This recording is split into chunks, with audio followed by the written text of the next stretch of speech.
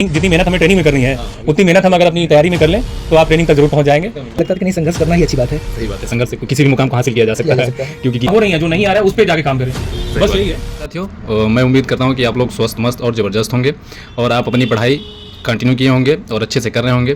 तो आज हमारे फ्रेम में दो ऐसे शख्सियत बैठे हैं जो अपने पद से तो जाने ही जाते हैं और अपने कार्यों से और अधिक जाने जाते हैं और इनकी कर्तव्य निष्ठा और सेवा ऐसी है कि इनको लोकल गवर्नेंस के द्वारा सम्मानित भी किया जा चुका है इनके कार्यों के लिए। आइए मिलते हैं आशुतोष सर से और रोहित साहब से, दोनों लोगों से मिलेंगे और जानेंगे कि इन्होंने कैसे यहाँ तक का सफ़र तय किया है। पहले छोटा सा परिचय ले लेंगे सर लोगों का। हाँ सर। मैं SI आशुतोष वर्मा, थाना राजघाट में पोस्टेड हूँ और सभी लोग को सबसे पहले जय हिंद, नव वर्ष की हार्दिक शुभकामनाएं। और ये वीडियो देख रहे हमारे उन तैयारी करने वाले भाइयों को एक शुभकामनाओं के तौर पर जो उनकी तैयारी के लिए आगे सफलता प्रदान करें। जी धन्यवाद सर। आपका भी? मैं SI रोहित, रायबरेली का रहने वाला हूँ। अभी गोरखपुर में थाना राजघाट में रहमत नगर चौकी प्रभारी हूँ और अपने जिम्मेदारियों को यहाँ निर्वहन कर रहा हूँ। और मैं आशुतोष सर से एक प्रश्न करना चाहूँगा जो कि पूर्व में सिपाही भी रहे हैं और उस स्तर पर रह के फिर ड्यूटी करके फिर उसमें समय निकाल के पढ़ाई करके कैसे यहाँ तक पहुँचे हैं, इसके बारे में थोड़ा सा मैं जानना चाहूँगा। हाँ सर। कि मैं पहले कांस्टेबल रहा हूँ PSC में, लेकिन मैं ज्वाइन करने से पहले लगभग 1 महीना पहले मैंने एग्ज़ाम दे दिया था दरोगा का। लेकिन उस समय तैयारी करने का थोड़ा सा तरीका मेरा अपना अलग तरीके से मैं तैयारी करता था, खुद अपने स्ट्रेटजी तैयार करता था। तो मैं आप सभी साथियों को ये कहना चाहता हूँ कि आपको जो तरीके पसंद आए, क्योंकि आप अपने तरीके पर काम कर सकते हैं और खुद को अपने से मोटिवेट करें, न कि किसी और से मोटिवेशन। किसी और का मोटिवेशन आपके दिमाग में बस रहता है, शरीर में नहीं रहता है, तो गैपिंग हो जाती है। और खुद का मोटिवेशन रहता है तो आदमी अनवरत लंबे समय तक मोटिवेट होकर चल सकता है। सही बात है सर। खुद से मोटिवेशन जो होता है वो वाकई बहुत अच्छा होता है और आदमी उसमें दूर तक टिका रहता है और अपनी चीज़ों को अच्छे से कर पाता है। परिस्थितियाँ ही सबसे बड़ा मोटिवेशन होती हैं, हमें लगता है किसी के लिए भी। और सर आपका माध्यम क्या था पढ़ाई का? ऑनलाइन माध्यम था कि ऑफलाइन? क्या रिसोर्सेज रहे, क्या आपके स्टडी मटेरियल रहे कुछ? माध्यम मोस्टली मेरे ऑफलाइन ही थे।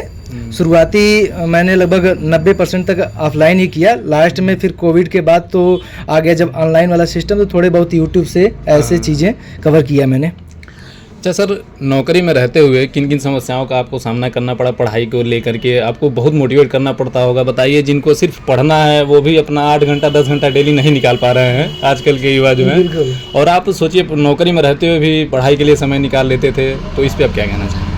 नौकरी में रहते हुए तो पढ़ाई करने का थोड़ा सा दिक्कत तो हो ही जाता है, लेकिन अगर कहा गया है कि जो चीज़ें हम ठान लें तो उसमें हमारी जीत निश्चित ही है।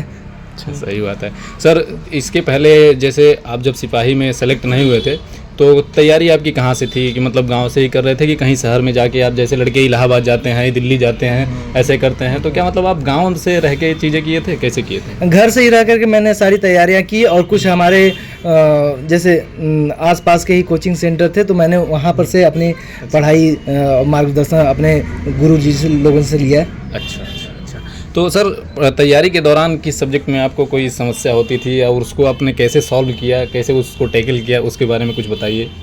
मैं तो शुरुआत किया था SSC की तैयारी से, तो उसमें सबसे ज़्यादा हमको फेस करना पड़ा प्रॉब्लम इंग्लिश का। अच्छा। तो उसको देख करके मुझे लगा कि ये तो नहीं हो पाएगा, थोड़ा सा वहाँ से कटना। फिर बाद में लगा कि हिंदी का ऑप्शन है, कहीं और चीज़ों में जाना चाहिए, तो उसको देख करके मैं हिंदी में आया। और बाकी थोड़ा GS वगैरह में समस्या आई, लेकिन मैंने उसको। बच्चों का डाउट रहता है कि सर मैथ कैसे कवर किया आपने? मैथ से बहुत लोग डरते हैं, तो मैथ के बारे में बताइए। आपने ऑफलाइन मतलब पढ़ा कि सेल्फ से पढ़ा, कैसे पढ़ा, कि कोई टीचर आपके थे, और क्या आपका बुक रहा, इस पे कुछ बताइए।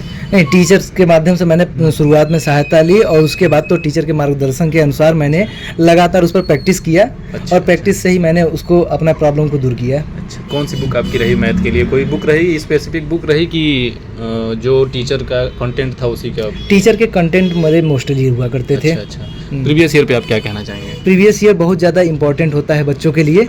और प्रीवियस ईयर को बच्चों को सॉल्व करना चाहिए। जो भी हमारे अभ्यर्थी हैं या फिर जो भी देख रहे हैं वीडियो, वो इसको बिल्कुल जाने, क्योंकि प्रीवियस ईयर बहुत ज़्यादा कारगर साबित होता है। प्रीवियस ईयर आपके एग्जाम का आईना होता है, अगर देखा जाए तो आपको ये पता चल जाता है कि एग्जाम का क्या स्तर है, किस कहाँ तक के सवाल आने हैं। जो कि इस समय ऑनलाइन कोचिंग है जो हमें लग रहा है कि चल रही हैं, उसमें आपका लेवल, अगर मान लीजिए एग्जाम का लेवल 10 तक अगर मैं एक रैंकिंग रखूँ, अगर यूपीएसआई के एग्जाम का लेवल 6 है, तो कोचिंग वाले क्या करते हैं, लेवल 10 तक का आपको कंटेंट दे देंगे, जो कि वो बहुत एक्सेस हो जाता है। तो प्रीवियस ईयर जब आप पढ़ेंगे तो आप उस चीज़ों को समझ पाएंगे कि हमको कितना पढ़ना है, क्या पढ़ना है, कहाँ से पढ़ना है। ये चीज़ें मतलब होती हैं, हमें लगता है, क्योंकि मैं भी उस चीज़ को फेस किया हूँ। तो और बाकी हिंदी आप कैसे कवर किए, हिंदी का क्या? हिंदी का भी मैंने शुरू में टीचर के मार्गदर्शन से ही, और उसके बाद उस चीज़ों को जहाँ जहाँ पहले प्रीवियस मैं अपना प्रैक्टिस सेट करता था, प्रैक्टिस सेट में जो जो चीज़ों का प्रॉब्लम आता था, तो कुछ यूट्यूब से कंटेंट ले करके, कुछ किताब से ऐसे देख करके, कुछ टीचर के जो नोट्स होते थे उससे हम लोग कवर करते थे। कोई आप स्पेसिफिक बुक भी पढ़े थे जिसके लिए, अगर कोई आप ऐसा कोई बुक पढ़े हो तो बता सकते हैं? ऐसा कुछ स्पेसिफिक नहीं था। चलिए ठीक है, धन्यवाद। और बाकी रीजनिंग के लिए कैसे कवर किए आप रीजनिंग का? रीजनिंग के लिए भी वही शुरुआत में ही था कि पहले टीचर पढ़ाए, उसके बाद एक पीयूष वार्ष्णेय की बुक थी। अच्छा। एग्जैक्टली मुझे याद तो नहीं आ पा रहा है नाम, लेकिन कोई बात नहीं। हाँ। उनकी बुक रीजनिंग की आई थी, नई आई थी, और मैंने उसको परचेज़ किया ऑनलाइन, और उससे थोड़ा सा देखा तो वो मुझे ज़्यादा कारगर साबित हुई। अच्छा सर, जब आप बेरोजगार थे, जब आप किसी नौकरी में नहीं थे, तो उस समय आप अपने आप को कैसे मोटिवेट करते थे किसी चीज़ के लिए? चाहे बहुत बार ऐसा भी फेज आता है तैयारी में कि ऐसा लगता है यार अब नहीं हो पाएगा हमसे, लगता है नहीं हो पाएगा, ये सब सबके साथ होता है, हमें लगता है शायद आपके साथ भी ऐसा हुआ होगा। तो उस समय आपके लिए क्या मोटिवेशन का काम करता था, कैसे क्या करते थे? ऐसी समस्याएं तो लगभग हर व्यक्ति के साथ में आती हैं, और खुद को मोटिवेट रखने के लिए तो यही होता था कि जो आसपास के लोग इस प्रकार के किसी भी नौकरी में जाते थे, तो उनको देख करके लगता था कि नहीं, संघर्ष करना ही अच्छी बात है। सही बात है, संघर्ष से किसी भी मुकाम को हासिल किया जा सकता है। क्योंकि गीता में भी यही कहा गया है कि कर्मण्येवाधिकारस्ते मा फलेषु कदाचन। तो कर्म की ही प्रधानता है, अगर आदमी कर्म करे तो कहीं भी पहुंच सकता है। तो इसका जीता जागता मिसाल साहब खुद हैं, जो कि सिपाही रहे, फिर सिपाही से सब इंस्पेक्टर बने। भगवान करें कि आप और भी उन्नति करें। अभी आपकी तैयारी चल रही है कि अब पढ़ाई बंद हो गया है? नहीं, समय अभाव की वजह से पढ़ाई तो अभी रुका हुआ है, लेकिन इच्छाएं बहुत हैं। अच्छा। तो आइए रोहित साहब से थोड़ा हम जानते हैं कि इनकी क्या स्ट्रेटेजी रही, कहाँ से इन्होंने कैसे तैयारी की। तो हाँ सर, थोड़ा सा कुछ बताइए। देखिए, मेरी गवर्नमेंट जॉब की जो तैयारी थी बहुत इजी और सिंपल थी। जो बेसिक एग्ज़ाम की जो रिक्वायरमेंट होता है उसको समझा मैंने, और उसके लिए प्रैक्टिस किया। और फिर जब एक बार तैयारी का लेवल बन जाता है, जब आप सही दिशा में तैयारी करते हैं, तो फिर आपको एक साथ कई एग्ज़ाम निकलने शुरू हो जाते हैं। फिर सही। तो मेरे साथ भी वही हुआ। जो भी एग्ज़ाम मैंने फोकस किया, उसका सिलेबस उठाया, और सिलेबस का जो था उसमें जो रिक्वायरमेंट था उसकी उस पर मैंने काम किया। और हर किसी कैंडिडेट को यही करना भी चाहिए कि आजकल देखते हैं कि सबसे बड़ी प्रॉब्लम ये आती है कैंडिडेट को कि एक साथ कई एग्ज़ाम लगे होते हैं, तो वो कंफ्यूज हो जाते हैं किस एग्ज़ाम की तैयारी करें। तो सबसे पहले आपको जो अच्छा लग रहा है उस एग्ज़ाम के लिए आप मतलब अपनी प्रायोरिटी सेट करें, फिर उसको सिलेबस को देखें, और जो सिलेबस का रिक्वायरमेंट है टॉपिक वाइज उस चीज़ को क्लियर कर लें। जब अब आप ऐसी तैयारी करेंगे तो आपका लेवल धीरे धीरे खुद बढ़ता जाएगा, और फिर आपको लगेगा कि नहीं, मैं अब इसमें ये एग्ज़ाम क्लियर कर सकता हूँ। और तो बहुत इजी और बहुत सिंपल है।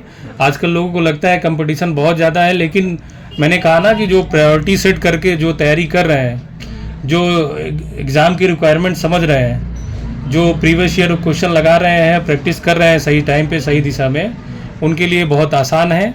अब हम लोग को भी लगता है, जब तैयारी कर रहे थे थोड़ा टफ लगता था, लेकिन अभी लगता है कि हो गया, बस बहुत ज़्यादा मेहनत नहीं करनी पड़ी। सही बात। और वाकई में जो तैयारी कर रहे हैं उनको बस यही करना है। बहुत बच्चों का कन्फ्यूजन आता है कि जो है कैंडिडेट जो भी हैं कि हमारा स्कोर नहीं बढ़ रहा है। इसके लिए मैं आपको बता दूं, बहुत कम शब्दों में बहुत कम समय में बता रहा हूं, जो लोग अब स्कोर नहीं सही कर पा रहे हैं, जिनका स्कोर नहीं बढ़ रहा है, तो गलतियां करते हैं, मॉक टेस्ट लगाते हैं, उसको देख लिए कितने सही कितने गलत, और वहीं पे छोड़ देते हैं। एनालिसिस तो सबसे ज़्यादा ज़रूरी है एनालिसिस।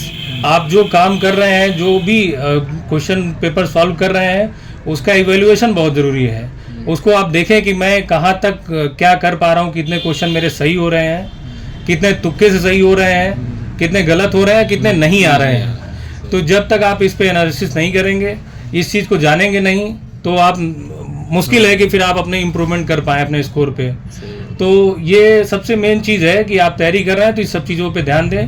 प्रीवियस ईयर लगाते हैं तो क्वेश्चन जो गलत हो रहे हैं उनको चेक करें बढ़िया सा, उनका आंसर जो दिया होता है जो उसको पढ़ें, और उस जहाँ गलतियाँ हो रही हैं, जो नहीं आ रहा है, उस पर जाके काम करें।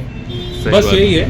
सही बात है, बहुत बहुत धन्यवाद सर। और मैं थोड़ा सा जॉब प्रोफाइल के बारे में भी पूछना चाहूँगा सर से कि क्या क्या समस्याएं आती हैं और इस जॉब के लिए क्या मोटिवेशन है। मोटिवेशन तो खैर है ही है, 2 स्टार बहुत बड़े मोटिवेशन होते हैं किसी के लिए, लेकिन मैं इस जॉब के बारे में भी थोड़ा सा जानना चाहूँगा।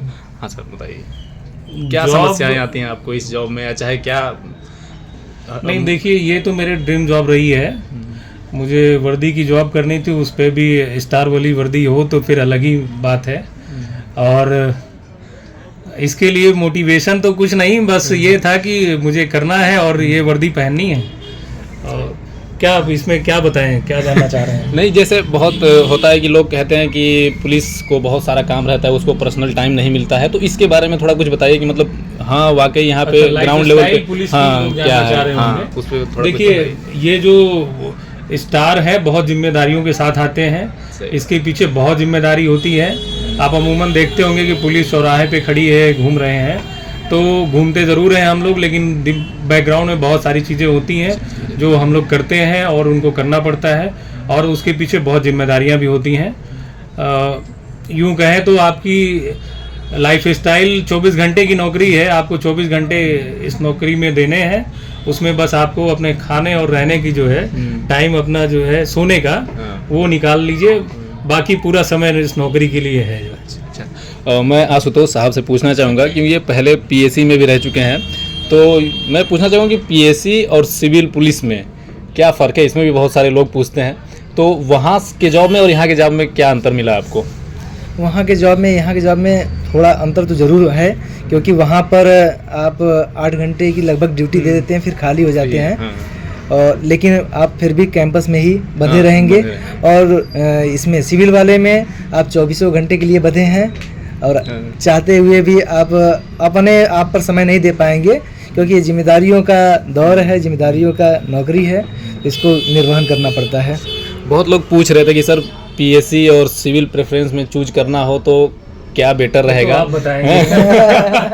पीएससी और सिविल में बात कर रहा था कि बच्चे पूछते हैं कि सर कहाँ बेटर है, तो आप बताएं कि वहाँ 8 घंटे की जॉब है, सही बात है, वहाँ आदमी को उतना लोड नहीं रहता है, 8 घंटे बाद आप फ्री रहते हैं, और यहाँ है आप 24 घंटे बंधे हुए हैं। तो यहाँ जैसे वो पब्लिक डीलिंग जो है उसमें क्या समस्याएं आती हैं आप लोगों को चीज़ें करने में? पब्लिक डीलिंग में समस्याएं तो आती हैं, कुछ न कुछ ज़रूर आती हैं, लेकिन उसका भी निवारण किया जाता है। और पब्लिक को कहीं अपने समझा करके, कभी नहीं माने तो साथ में बैठे लोगों से या फिर अपने सीनियर से ऐसे करके समझाया जाता है। तो आप लोगों के लिए क्या टफ रहा इस जॉब में? अब तक की नौकरी में आपको क्या लगा कि ये वाला केस बहुत टफ था यार, ऐसी चीज़ें ना ही आए ना हो तो ठीक है? मोस्टली यहाँ पर आता है छेड़खानी संबंधित मामले। अच्छा, छेड़खानी संबंधित मामले इसलिए ज़्यादा टफ होते हैं कि उसमें किसी के इज्जत की बात होती है। सही बात है। बाकी चीज़ें तो लगभग नॉर्मल इजीली हो ही जाती हैं। कोई कैसा भी सीन रहे अपना। कहने का मतलब जो भी केस आते हैं, जो मामले थाने पुलिस तक पहुंच जाए, तो वो अपने लिए उसके लिए टफ होते ही हैं। अब हमारे लिए तो क्या, हमें तो एक ही नज़रिए से सबको देखना है और उसकी समस्या का समाधान करना है। तो टफ और इजी जैसा कुछ नहीं है, वो जिसकी समस्या होती है उसके लिए तो टफ होता ही है। तो कोशिश ये की जाती है कि उसको रिलीफ दिया जाए हमारे थ्रू जो हो।